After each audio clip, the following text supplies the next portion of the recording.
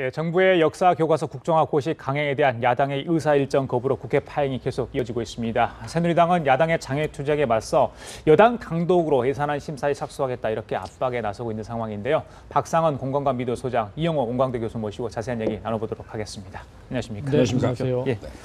방금 저희 이제 국회 출입 기자가 전했지만 지금 뭐 예결위는 야당 의원들 퇴장하면서 네. 반쪽으로 지금 진행이 여당만 참석해서 반쪽으로 진행되고 있는 상황이고 오늘 원래 이제 본회의가 있었는데 야당 의원들이 참여할지 여부는 아직 결론이 안 난 것 같습니다. 국회가 파행되고 있는 상황인데 네. 자, 뭐 국정화 교과서 문제가 가장 큰 이유 아니겠습니까? 어제 이제 새정치민주연합 문재인 대표가 대국민 담화를 네. 발표했습니다. 내용 두 분 다 들으셨을 네. 텐데 내용과 수위 먼저 간단하게 좀 이야기 듣고 저희 대담을 이어가도록 하겠습니다. 일단 뭐 이제 이해하는 입장에서 본다면 정부가 이제 국정화 고시를 했기 때문에 야당이 그냥 그렇습니까 하고 이제 회군하기에는 뭐 그건 이제 야당으로서의 자세는 아니죠. 그렇기 때문에 이제 강공책 초강경 입장을 문재인 대표가 이제 어제 대국민 담화 형식으로 했습니다. 예. 제가 받아들이기에는 일단 저게 내부형인 측면이 강하다. 왜냐하면 회군을 했을 경우에 봉착하는 문제, 물론 민생국회로 복귀하라는 국민의 압력이 있습니다만 당장 문제가 되는 것이 지난번 그 재보선 패배 이후에 문 대표 책임론이 또 불거지지 않겠습니까? 책임론이 뭐냐면 문재인 대표 1인 체제로 과연 내년 총선 승리가 가능하겠습니까? 라는 본질적 질문이 다시 나올 수밖에 없지 않겠습니까? 그렇기 때문에 당분간 국정교과서 국면을 좀 끌고 가면서 내부적인 어떤 그 여러 가지의 어떤 문제 제기를 좀 봉합하려는 어떤 그런 측면이 분명히 강했다라고 이제 보는데 이게 이제 이번 주를 지나면서 좀 국면이 바뀔 수밖에 없는 것이 결국은 예산 문제 아니겠습니까? 물론 뭐 개인적으로 국회의원들도 뭐 야당 의원들도 예산을 좀 뭐 수학의 계절이기 때문에 별을 베야 되고 그럼 소출을 해야 되는데 지금 계속 장애투쟁에 매몰된다면 뭐 이거 어떻게 할 건가의 문제, 총선을 앞두고 있기 때문에 그런 측면도 또 하나 있는 것이고 또 하나는 민생이라고 새누리당이 압박을 하는데 결국 야당이 복지를 강조한다고 칩시다. 그다음에 무상급식을 강조한다고 치면 이 야당의 갖고 있는 정치 노선의 구체화는 뭐냐면 예산을 통해서 돼야 됩니다. 그렇지 않습니까? 그러니까 정부 예산이 약 400조 정도 국회에 넘어와 있는데 이 부분을 신랄하게 따지면서 야당의 색깔을 보여줄 수 있는 예산 투쟁, 복지비를 정액을 한다든지 무상급식 예산을 정액을 한다든지 이런 면을 보여줘야 야당의 자기 칼날을 보여주는 것인데 무작정 예산 문제를 그냥 보이콧하겠다 한다면 그 상당한 부담이 있는 것이죠. 그렇기 때문에 어제 대국민 담화 정리해서 말씀을 드리면 일단 문재인 대표 입장에서 내부용인 측면이 강했다. 하지만 로텐더홀의 첫날 농성할 때도 한 60명 밤이라밖에 안 왔지 않습니까? 그렇다고 본다면 내부 동력이 이걸 끌고 가기는 아직 약하지 않느냐. 그다음에 또 광우병 촛불에 대한 어떤 추억, 좋은 추억이 있을 수는 있겠지만 사실은 국정화에 반대한 여론이 상대적으로 높지만 교과서가 문제가 있습니까 없습니까 물었을 때는 문제가 있다는 여론이 높거든요. 그렇기 때문에 당내의 동력도 약한 것이고 국민 여론에서 과연 그 정도 국민 불복종 운동이 광우병처럼 일어나겠느냐에도 회의적인 것이기 때문에 또 예산이 있기 때문에 이번 주말을 고비로 내주 초쯤 되면 자연스럽게 좀 복귀하지 않겠나 이런 생각이 듭니다. 자, 이 교수님 하루 사이를 두고 환경 국무총리가 대국민 담화를 했고요. 이제 야당 대표가 했습니다. 누가 승리했다고 보세요? 여론에 어디 쪽으로 움직였다고 보세요? 좀 더 봐야 되겠죠. 근데 이제 기본적으로 야당의 입장으로 봐서는 그동안에 국정교과서, 그 역사교과서의 국정화 문제 사실 반대가 많았거든요. 그리고 그걸 반대를 사실 이끌어내는 데까지는 야당이 승리를 했다고 봐야 될 것이고요. 그런 상태에서 이제 행정부는 뭐 예고된 대로 사실은 그대로 이제 확정고시를 강행을 했는데 그러면 이런 상태에서 야당도 고민이 많았어요. 그러면 마치 이제 뭐 서명 운동을 받아서 서명이 많으면 이 확정고시가 안 될 것처럼 그렇게 끌고 나갔는데 그런 상태에서 행정부는 그냥 이제 그 열차 그냥 가는 거거든요. 그런 상태에서 그러면 열차만 보고 우리는 그냥 다시 원래 위치로 돌아와서 국회로 돌아온다? 그건 명분도 없고 사실 모양새도 이상할 거란 말이에요. 그러니까 그런 차원에서 이제 어떤 마지막 세레모니를 할 필요가 있었고 또 이제 국정화를 반대하는 국민들, 새정치연합을 지지했던 그 지지자들에게 뭔가 큰 어떤 카타르시스도 해줘야 되고 또 어떤 투쟁 방향을 또 얘기해줘야 되기 때문에 어쩌면 불가피한 선택이었다고 봅니다. 그러나 문제는 그럼 이걸 언제까지 끌어갈 수 있을 것인가 하는 부분에 고민이 지점일 거예요. 그러니까 내년 총선까지 이어갈 수 있다면 뭐 덜 값이 좋지만 그러나 현실적으로 그게 6개월이라는 게 간단치 않기 때문에 언제까지 갈 수 있을까? 또 당장 눈앞에 있는 예산안 심사 이거야말로 각 국회의원들의 정말 내년 총선에 가서 내가 이 예산 따왔습니다 이렇게 해서 내놓을 선물인데 이거 지금 그걸 도외시하고 계속 고할 수 있을 것인가 이 부분이 지금 고민이 돼서 아마 이번 주말을 거치면서 또 나름대로는 이제 그 절차를 밟아가겠죠. 그리고 여론의 추이를 민감하게 볼 거라고 봅니다. 그런 상태에서 또 한 가지 측면은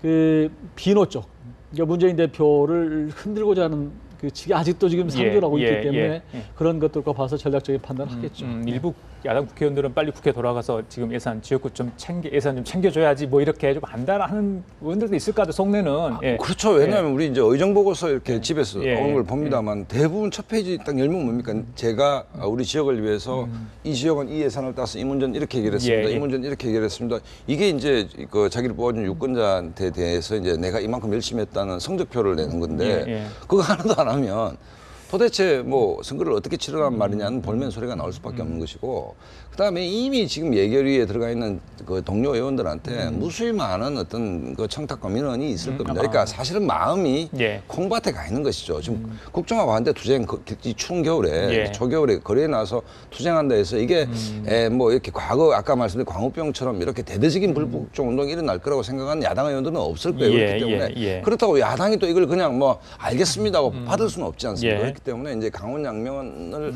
하는데 본질은 아무리 생각해도 문재인 대표에게 이제 이 부대를 회군했을 때, 회군해서 당으로 돌아갔을 때 가시밭길이 남아 있다는 거죠. 만만치 않은 이제 아까 말씀드렸듯이 이제 비주류의 공세가 시작되는 것이고, 그렇기 때문에 이 그 야당 대표로서 문재인 대표의 고민은 사실은 내후에 아니라 국정화 드라이브를 막을 방법도 없는 것이고, 이거 부대를 회군해서 돌아갔을 때도 또 내부적인 여러 가지 문제가 봉착되어 있는 뭐 이런 문제이기 때문에 문재인 대표로서는 굉장히 큰 좀 고비에 있지 않나 이런 생각이 듭니다. 이 교수님, 오늘 의원총회에서 문재인 대표가 이런 얘기를 했습니다. 교과서에만 매달릴 수 없는 노릇 아닌가. 경제, 민생도 살려야 된다. 이런 얘기를 했는데 결국 그러니까 장외투쟁하고 이게 원내 활동을 병행하겠다, 투쟁 전략을 가겠다 이렇게 봐야 되죠. 그렇다면 오늘 본회의 이제 오후에 참석할지도 이제 궁금한데 일단 원내 지도부 회의도 좀 있고요. 양당 원내 지도부 만난다고 하니까 그 결과에 따라서 어떻게 움직임을 갈지 빠르면 뭐 오늘 갈 수도 있고요. 아니면 내주 초에는 정상화되지 않을까 이런 이야기도 나오던데. 저희도 그렇게 예측을 하죠. 그러니까 이게 장기화한다고 해서 국정화 어떤 그 여론을 끌고 정말 국정화를 저지할 수 있으면 당연히 그렇게 할 수 있겠지만 이미 뭐 행정부는 이미 이제 그렇게 해서 가고 있는 상태이기 때문에 이걸 계속 끌고 갈 힘은 적다. 그러면 하루라도 빨리 모양새 좋게 그냥 턴하는 것도 사실은 오히려 지도자로서 정치인으로서 내가 이렇게 해서 사실은 끌어왔으나 현 정부는 이렇게 확정 고시를 했고, 그래서 현 정부를 이제 비난을 충분히 어저께 비판을 한 상태이기 때문에 이제 우리의 민생을 챙길 수밖에 없다라고 사실 턴할 수 있는 거죠.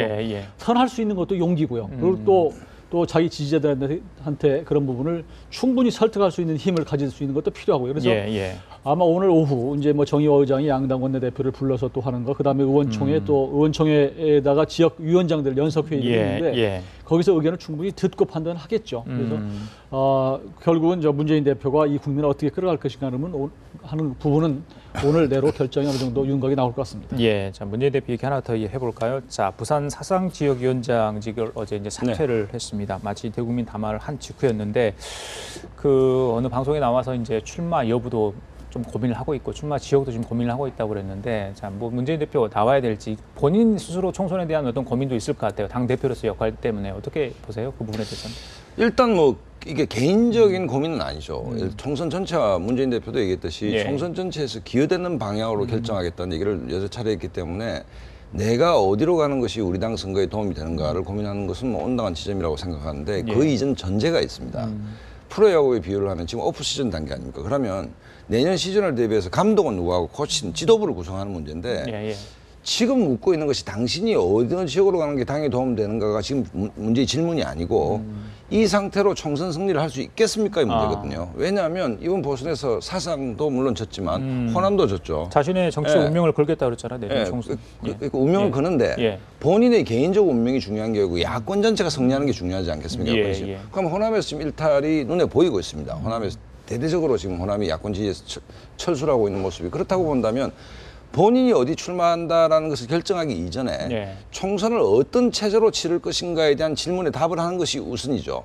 이른바 뭐 통합 전당대회를 하든 아니면 빅텐트를 만들어서 통합 선대위를 만들든 어찌됐든 지금 안철수 의원이나 여러 비주류들이 질문하고 있는 부분에 답을 하는 것이 먼저고 그것이 결정된 다음에 말을 어떻게 놓을 것인가, 그럼 문재인은 어디 출마하는 것이 당 선거에 도움이 될 것인가를 고민하는 것이 순서인데 지금 문재인 대표가 내가 어디를 나가겠습니다, 뭐 영도에 김무성 대표가 붙겠습니다 한들 야권이 갖고 있는 본질적 위기의식이 해소되느냐, 그렇지 않다는 것이죠. 그렇기 때문에 지금 내가 어디를 가겠습니까? 라는 것은 지금 대답할 문제가 아니고 전체적인 구조, 그러니까 어떤 지도 체제 하에서 선거를 치를 것이다.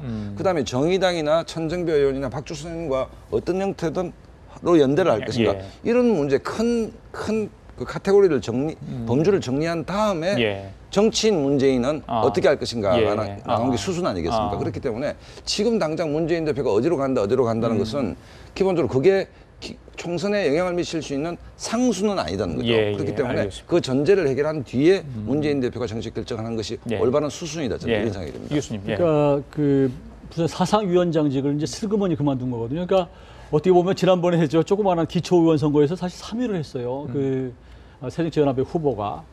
그리고 이제 지난번 혁신위에서는 사실은 부산에서 출마하라고 요구를 했는데 왜 이 시점에서 사상위원장을 그만두는가? 그 메시지가 뭔가 하는 게 불분명해요. 그러니까 지금 우리 박 수장 말씀하셨지만 적어도 이 시점에서는 내년 총선을 끌고 가는 당대표로서 내가 왜 사상위원장을 그만두는 거를 사실 임팩트 있게 전달을 해야 되는데 아무 일도 정말 없이 그냥 슬그머니 그만둔 모양이 참 그 지도자로서는 적절치 않다라는 생각이 들고 그러면 그렇다고 해서 뭐 기초의원 패배했으니까 내가 책임지는 거 아니지 않겠습니까?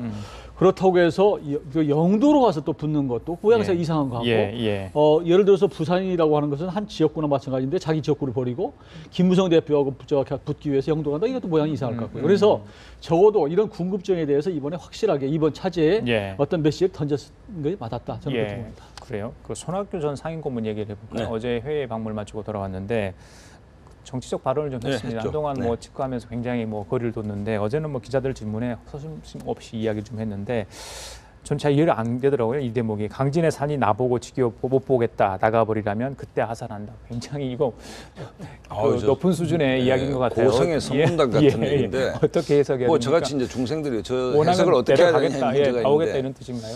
바람이 불죠. 사실은 바람이 붑니다. 바람이 좀 세질 겁니다. 그러면 손학규라는 나무가 흔들리겠죠. 그럼 그 바람이 뭐냐? 야권의 위기입니다. 그렇지 않습니까? 이대로 가면 선거에 질 것 같다는 위기. 그러면 야구에 비하면 구원투수가 나와야 되지 않습니까? 그럼 구원투수 누구인지 찾아보니까 총선 승리를 하려면 야권이 문재인 대표는 지나치게 왼쪽 지지층을 결집시킨 데 강점은 있지만 중원으로의 확장성이 약합니다.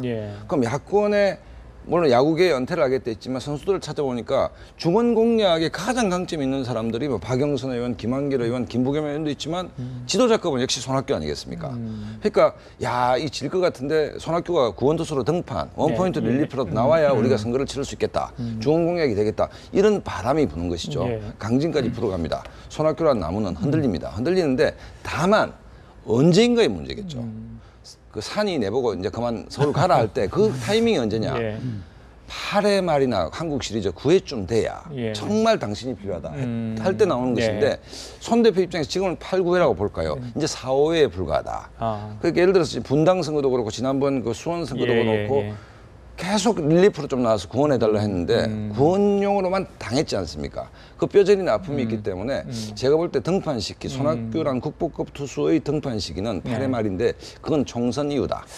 대선이 은퇴 선언 뭐 복귀도 하긴 하지만 이렇게 너무 가벼워서는 안 된다, 이런 지적도 있잖아요. 또 어떻게 보세요? 강진 산이 지겹다. 내려가라 그러면 내려가겠다 그러는데 산이 아들 침묵을 시키겠죠. 결국은 본인이 이제 본인의 마음에 달려 있는 것인데 지금 많이 갈등을 하는 것 같아요. 그동안에 사실 일절 정치 문제에 대해서 노코멘트 하다가 조금 교과서 문제에 대해서 언급을 하고 적어도 학생들이 편향된 교과서로 교육을 받아서는 안 된다. 아주 미묘한 얘기를 했어요, 사실은.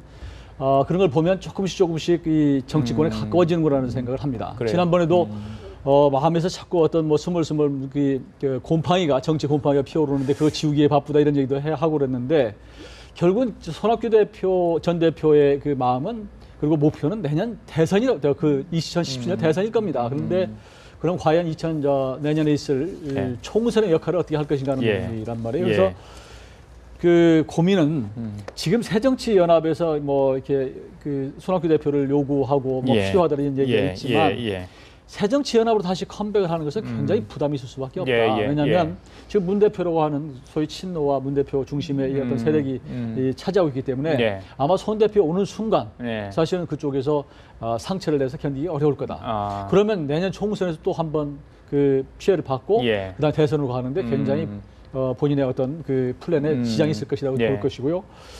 만에 하나 컴백한다면 비주류가 나가서 신당을 만들었을 경우에 지금 사실은 거기에 꼽을 깃발이 없거든요. 그래서 손학규 전 대표를 매우 원하는 상태이기 때문에 신당이 지어지고 정말 내년 총선에서 어느 정도 가능성이 있다고 보면 그때는 사실은 결단할 수 있다. 그때는 강진상이 내려가라고 하는 시점이 아니겠습니까? 아니면 그것도 아니라면 비주류가 어떤 새로운 당, 장래 쓰이는 당을 못 만드는 상황을 간다면 저는 총선 때까지 움직이지 않고 다만 내년 총선 때 본인과 개인적으로 어떤 인연 있는 사람들이 움직일 때 거기에 뭐 가서 뭐 방문을 하거나 그 외곽에서 돕는 정도 이런 정도로 하지 지금 당장 내려가지는 않을 것 같다. 끝으로 이분 한번 이야기 좀 해볼까요? 김만복 전 국정원입니다. 노무현 전 정권 시절에 이제 국정원장을 했던 분인데 지난번에 그 책 공동으로 써가지고 그 국가 뭐 비밀 누설했다고 국정원이 고발 조치까지 않았습니까? 그런데 출마 여부로 논란이 있었어요. 뭐 기장 여부에 있다가 출마를 또 안 하겠다 했는데 3개월 전에 이 서울에 있는 뭐 당협 그 사무실을 통해서 팩스로 자기가 입당원서를 냈다. 그래서 새누리당이 입당된 거다. 이렇게 지금 이야기를 하고 있는데 이 전 국정원장의 어떤 그 팩스 입당 그 부분에 어떻게 저희들이 해석을 해야 됩니까? 그러니까 이게 지금 하나부터 열까지 도저히 이제 뭐 정치 논평을 제가 하고 있습니다만 이해가 안 가는 부분이 첫째. 대한민국의 국정원장을 지낸 분이 초선 의원이 되는 게 과연 무슨 의미가 있는지 연세도 있으신데 근데 그 생각이 하나 있고 두 번째는 어찌됐든 참여정부 노무현 정부 때 국정원장을 지냈지 않습니까? 잘했든 못했든 그럼 그에 대한 어떤 격이 있는 것이고 또 자기를 발탁해준 노무현 정권에 대한 어떤 예의도 있는 거 아닙니까? 그런데 새누리당에 그것도 팩스로 입당을 했다. 그러니까 이게 뭐 어떻게 제가 평가를 개그 콘서트를 찍는 것인지 아니면 관심병이 더 많은 것인지 아니 입당을 하면 국정원장 정도 되는 분이 당당하게 기자실에 서서 내가 이런 논리로 새누리당에 입당합니다 라고 말하는 게 온당하지 않습니까? 근데 뭐 하나부터 열까지 저는 도대체 이제 이분이 이해가 잘 안 가는 측면이 있습니다. 그러니까 인간으로서 너무 가벼운 거 아닌가라는 생각. 그다음에 최소한 국가의 정보의 수장 자리에 있었고 또 그것이 참여정부라면 참여정부의 정보 수장을 지낸 분이 이래도 되는 것인가의 문제. 그러니까 지지층 및 뭐 새누리당 당원도 당황할 것 같아요, 사실은. 그렇기 때문에 사실은 논평할 가치도 별로 없는데 정말 좀 특이하신 분이다. 뭐 이런 생각이 듭니다. 교수님. 좀 황당하다 그런 생각을 하게 됐는데요. 김만복 전 국가정보원장 그러면 사실 노무현 대통령이 발탁한 그래서 평생을 국가정보원에 있다가 이제 사실은 발탁한 첫 케이스거든요. 그래서 국가정보원의 어떤 상징적인 인물이고 2007년도에 노무현 대통령이 방북을 했을 때 사실 동행을 했던 그런 분이란 말이에요. 그러니까 우리가 생각할 때는 정말 노무현 대통령의 어떤 동전의 앞뒤면처럼 이미지가 겹쳐 있는 분인데 정말 3개월 전에 갑작스럽게 어떤 서울의 모 지역을 통해서 팩스 입당을 했다?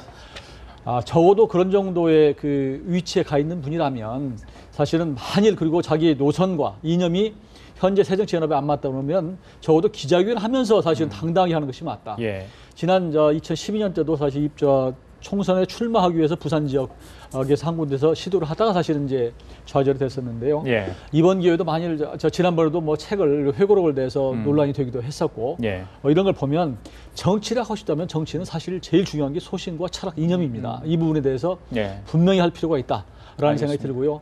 정치인의 자질 중에서 튀는 것도 뭐 굉장히 큰 자질 중에 하나긴 한데 튀는 방향이 일정치 않아서 좀 실망스럽습니다. 알겠습니다. 자, 지금까지 박상원 소장, 이용호 교수였습니다. 말씀 잘 들었습니다. 감사합니다.